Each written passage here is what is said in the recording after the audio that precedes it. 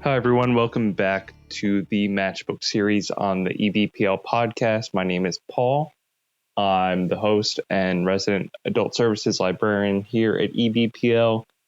And if you're joining us for the first time, what we try to do on Match+Book is match people with all sorts of books based on personalized recommendations, whether that be genres, subject matter, anything like that people are really looking to expand their horizons into. I would say that's the main crux of the show, is we want people to always discover something new that they didn't know they might enjoy. And so that often comes through user suggested questions about new things that they could explore in literature.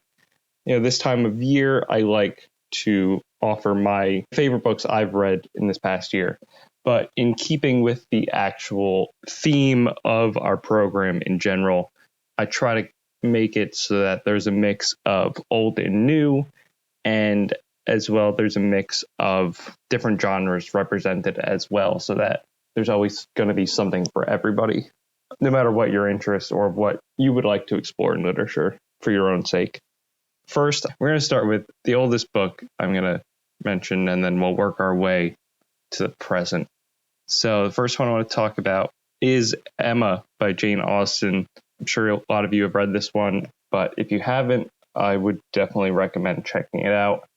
I'm sure a lot of listeners have read Pride and Prejudice. Maybe you've read Sense and Sensibility as well. Maybe you've watched a number of the Jane Austen reinterpretations over the years, the film and TV adaptations, and they're all wonderful.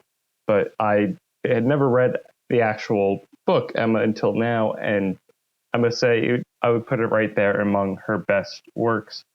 In it, we follow Emma, of course, the titular character, Emma Woodhouse. And when we first meet her, she's a real force of personality. You tell she's very intelligent, witty, also maybe a bit spoiled, could be a bit rude to other people, but nonetheless is charming in her own way. And so we meet her as her nanny and friend has just married, and now she is kind of left to her own devices in her home with her father. She's on the cusp of entering a more definite era of adulthood and maturity, and this is how we view Emma when we first meet her. Over the course of the novel, Emma really fancies herself an expert matchmaker, so we see the number of people that she comes across in the book, and what she's doing a lot of the time, you can tell it's almost like she's probing the people to try to see who is the right match for them, other members of the village that they might be suitable for, and causes a lot of consternation for other people, because maybe while Emma fancies herself an expert in this field, she might not actually be so great at it.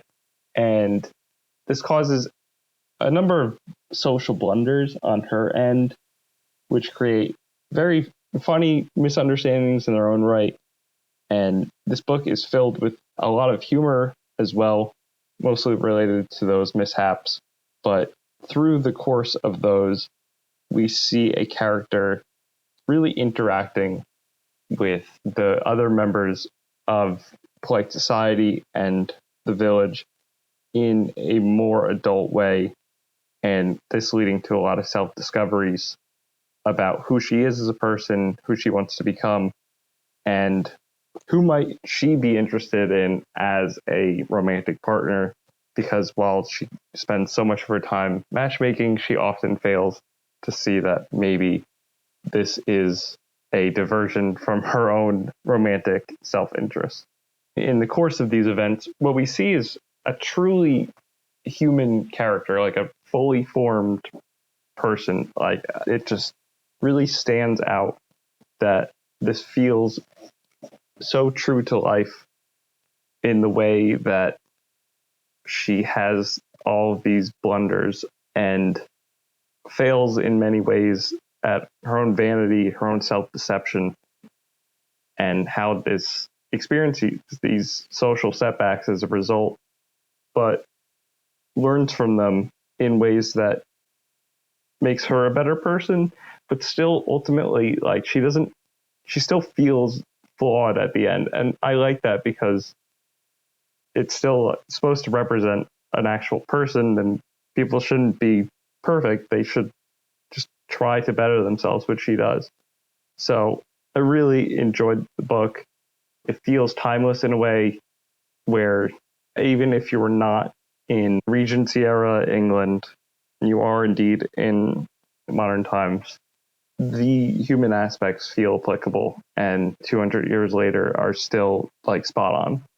It didn't feel dated to me in any way, and the way people interact, still the way we interact with each other now. So I really enjoyed that book. The next book I wanted to discuss is The Only One Left by Riley Sager. Sager is a contemporary author. He's written mainly in the fantasy, mystery, thriller, horror, kind of melds a few of those genres together every time he publishes something. So this book, it is more in line with the thriller, I would say. It's like a gothic thriller, and in it we follow a home health aide who arrives at a decaying mansion on a cliffside on the edge of town, and she is set to care for an elderly mute woman who can barely take care of herself and can barely communicate, but 50 years prior was accused of murdering her whole family in this now decrepit mansion. While the charges didn't stick, the rumors have, and she's been rendered a pariah for the entire town, to the point where this health aide is the only person left in the area who is willing to care for her. And so over the course of the book, we learn more about her backstory and whether she was culpable or responsible for anything related to this family's murders. We learn more about her as a person now. And there's such a creeping sense of dread that permeates throughout the whole book in a way that uses the decaying mansion so well as a setting. All these gothic elements that enter into it, imbue it with an atmosphere that is just perfect for the actual plot of the book. There's suspense around every corner. There's a real focus on the residents of the town as well as the employees of the mansion, and hidden backstories about who they might actually be, personal and family secrets. There's these haunted elements of the house, restless spirits, things like that. And all of it conveys a real creeping dread that builds wonderfully throughout the book, where you don't know what is the deal with this woman. Why has this health aide been chosen? Was there a sense of fate almost, or was it like she was the chosen person to help take care of her? Is there some reason, backstory, how these two might be linked in some way? It's really wonderful, and it creates a vibe of sheer horror throughout and suspense, where you kind of can see the wheels turning, but you don't know exactly where the twists are going to come or what direction they're going to go into. So if you want an unsettling, suspenseful mystery that feels almost impossible to pin down, I would definitely recommend checking out The Only One Left.